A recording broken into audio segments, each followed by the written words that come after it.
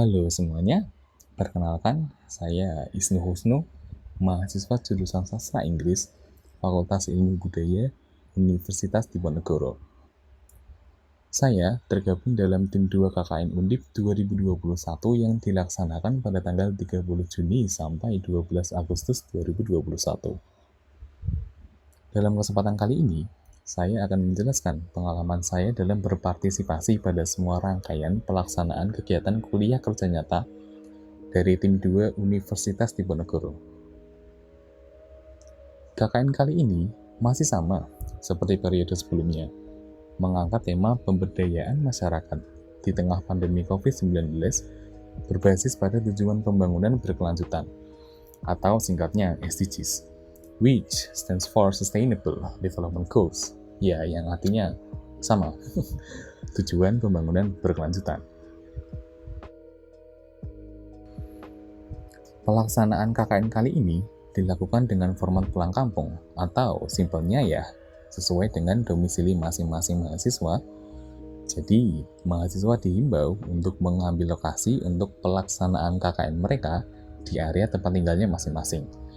Dan selain itu, kegiatan ini juga dihimbau untuk dilaksanakan secara daring atau online dikarenakan melonjaknya kasus COVID-19 pada saat yang bersamaan dengan pelaksanaan KKN dari Undip kali ini. Persebaran tersebut bersifat merata di hampir seluruh wilayah di Indonesia, tidak terkecuali dengan Kelurahan Sukoharjo, Kecamatan Gunung Pati, Kota Semarang.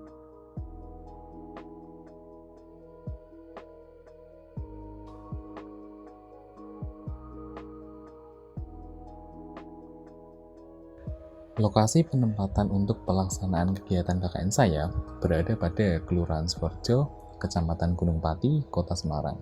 Lebih tepatnya lagi, pada perumahan Taman Keadilan Asri RT 01 dan 02 RW 11. Untuk area Kelurahan Sukoharjo sendiri, sebenarnya terhitung sebagai kelurahan yang cukup padat dengan jumlah penduduk sebanyak 15.628 jiwa, terhitung sampai Januari 2021. Selain terhitung padat akan penduduk, Kelurahan Sukoharjo, Kecamatan Gunung Pati juga cukup dekat dengan 3 perguruan tinggi terkemuka di Semarang, yang mengindikasikan bahwa daerah ini sudah cukup maju dalam berbagai aspek, yang salah satu di antaranya adalah aspek pendidikan.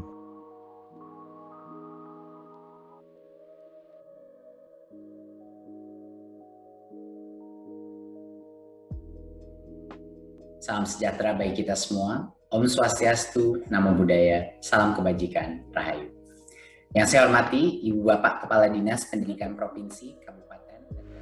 Pada tanggal 28 Mei 2021, bertepatan dengan diadakannya live stream peluncuran seri webinar Guru Belajar Pembelajaran Tatap Muka Terbatas di kanal YouTube milik Ditjen GTK Kemdikbud RI, Menteri Pendidikan dan Kebudayaan Nadiem Makarim mengutarakan bahwa sekolah yang berada pada zona hijau atau oranye dan jika semua tenaga pendidik yang ada di masing-masing sekolah tersebut sudah tervaksinasi untuk bisa mempersiapkan segala fasilitas penunjang dalam rangka penerapan program PTM terbatas atau merupakan singkatan dari pembelajaran tatap muka terbatas. Hal ini bisa dikatakan menjadi angin segar bagi semua pihak tanpa terkecuali. Para siswa yang akan senang bisa kembali lagi ke sekolah, para guru yang tidak perlu pusing-pusing lagi melakukan pembelajaran jarak jauh, dan orang tua yang senang tidak perlu marah-marah lagi karena anaknya akhirnya bisa kembali ke sekolah. Well, everyone is surely excited, right? I mean, they should be. But then, this happened.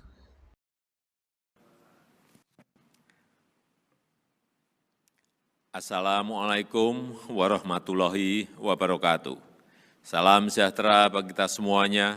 Om Swastiastu, Namo Buddhaya, Salam Kebajikan. Bapak, Ibu, dan saudara-saudara sebangsa dan setanah air, saya ingin menyampaikan satu hal yang sangat penting bagi keselamatan kita semua. Tepat pada tanggal 1 Juli 2021, Presiden Joko Widodo mengumumkan dilaksanakannya Pemberlakuan pembatasan kegiatan masyarakat atau bisa disingkat dengan PPKM. Hal ini dikarenakan melonjaknya secara signifikan angka positif COVID-19 yang terjadi merata di seluruh wilayah di Indonesia. Pembatasan ini diberlakukan terhadap berbagai macam kegiatan di masyarakat, tak terkecuali dengan proses kegiatan belajar mengajar pada semester gasal tahun ajaran baru 2021 pada semua tingkat sekolah dari SD, SMP, dan SMA yang menurut kalender pendidikan dimulai pada 19 Juli 2021 yang terpaksa harus dilaksanakan secara daring lagi. Tuntutan pendidikan yang cukup tinggi, pelaksanaan kegiatan pembelajaran online yang tidak seefektif pembelajaran tatap muka, dan adanya PPKM. Tiga hal inilah yang berimbas pada munculnya satu permasalahan utama bagi siswa sekarang ini, yaitu beban akademis. Akademik? Akademis? Akademik? Oh, terima kasih udah. Beban akademis. Sebetulnya tidak ada definisi tetap dari istilah beban akademis itu sendiri. Tetapi bisa saya artikan bahwa beban akademis adalah tekanan yang dialami oleh para siswa yang berasal dari pihak sekolah berupa tanggungan seperti tugas, ulangan, ujian, dan lain-lain yang dapat mengganggu kesehatan mental para siswa. Terlebih lagi menghadapi masa pandemi yang seperti ini. Berangkat dari istilah beban akademis tadi, dapat kita asumsikan kata beban itu sendiri yang menjadi pokok masalahnya. Nah, kalau masalahnya adalah kata beban, berarti solusinya adalah meringankan, atau mengurangi, atau bisa juga menghilangkan. Well, the idea of being able to completely get rid of something is, I think, it's impossible, right? Jadi, kita tinggal memiliki dua opsi, yaitu meringankan atau mengurangi, which means practically the same. Jadi, kita pakai saja meringankan. Fokus pada rancangan program kerja saya ini adalah untuk meringankan beban akademis yang dimiliki oleh para siswa yang berdomisili di RT 01 dan 02, RW 11, Kelurahan Sukoharjo, selama kebijakan PPKM kali ini berlangsung.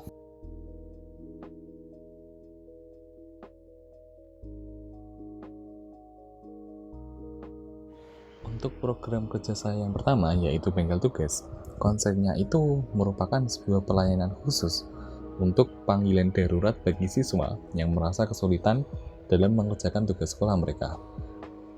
Ya, walaupun memang aslinya yang namanya panggilan darurat itu kebanyakan memiliki nomor yang singkat dan mudah diingat, seperti di bawah ini, in which I don't have it myself. But anyway, that's the concept.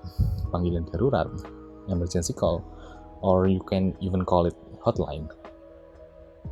Dalam pelaksanaan proker ini, yang dimulai pada tanggal 19 Juli 2021, karena bertepatan dengan mulainya tahun ajaran baru pada SD, SMP, dan SMA, terjadi dengan total 6 panggilan dari 3 siswa. Dari panggilan tersebut, saya sebagai penyelenggara program dapat secara langsung melakukan asistensi tugas sekolah via WhatsApp pribadi masing-masing siswa tersebut. Di sana, saya melakukan penjelasan sedikit mengenai materi terkait, kemudian juga memberi evaluasi setelah mereka mengerjakan tugas tersebut.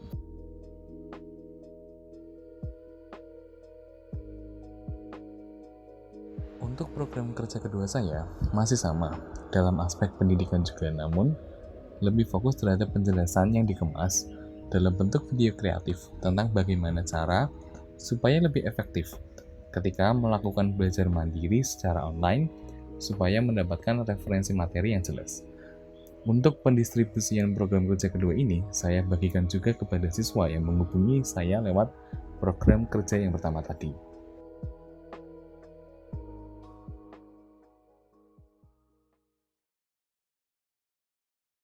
Halo semuanya, saya Yasa. Saya merupakan siswa kelas 9 dari SMP Negeri 3 Semarang yang menjadi salah satu peserta program kerjanya Mas Isnu.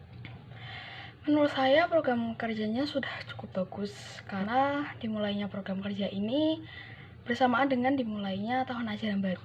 Jadi cukup banyak tugas atau materi yang belum saya pahami di kelas online ini. Penjelasannya juga cukup mudah dipahami karena benar-benar fokus pada materi tersebut.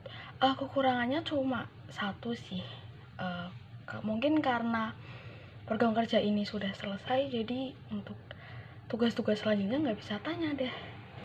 Terima kasih, sekian dari saya, bye-bye.